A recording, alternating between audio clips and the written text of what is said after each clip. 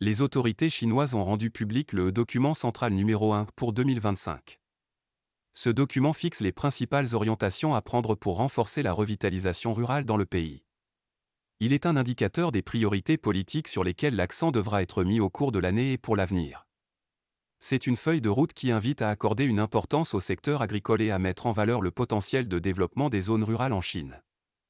Le pays a engrangé des résultats probants dans la lutte contre la pauvreté en milieu rural et il faut travailler à consolider ses acquis. En substance, le document central numéro 1 stipule la nécessité de renforcer l'efficacité agricole, revigorer les zones rurales, accroître les revenus des agriculteurs, avec en ligne de mire la promotion de la modernisation chinoise.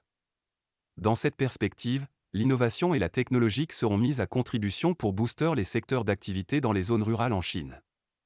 Quelles mesures ont été prises pour mettre en œuvre la stratégie de revitalisation rurale? Ici, je vous donne quelques exemples.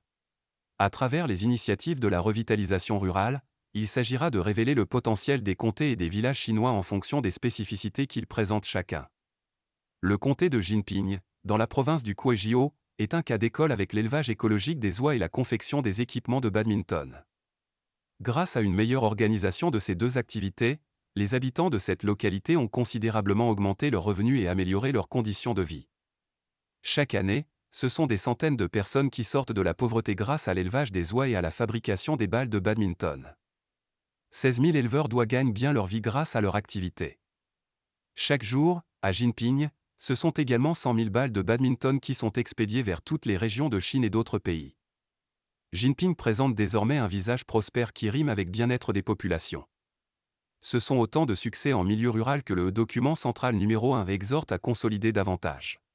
Par le biais de parcs industriels avantageux et de pôles industriels, il faut implémenter un nouveau modèle de développement rural en exploitant judicieusement les ressources locales. C'est le cas de Khotan, dans la région autonome ouïghour du Xinjiang, située à la limite sud du désert du Taklamakan, où a été développée agriculture efficace et économe en eau grâce à l'énergie solaire. 1000 serres ont servi à la production de fraises et de fruits de ginseng de qualité. Dans la province du Sichuan, l'industrie traditionnelle du colza a été développée pour booster le tourisme local.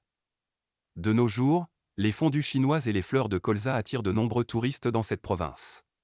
Au-delà d'insuffler une nouvelle énergie dans les potentialités des zones rurales, la consolidation des résultats en matière de lutte contre la pauvreté est une dimension de la revitalisation rurale en Chine.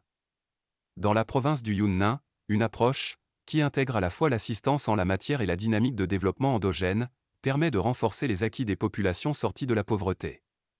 Dans le district de Ruizhou, 4000 m² de terrain dans un quartier seront transformés pour implanter des ateliers standardisés qui offrira à terme 600 emplois aux locaux. L'idée d'un développement partagé qui implique une revitalisation des campagnes doit se poursuivre en Chine pour soutenir les efforts en matière de lutte contre la pauvreté. L'innovation et la technologie seront les bras solides de la modernisation chinoise avec une attention particulière sur la valorisation des potentialités des zones rurales. Les réformes rurales doivent être poursuivies pour non seulement accélérer la modernisation, mais aussi pour transformer qualitativement le visage des campagnes chinoises.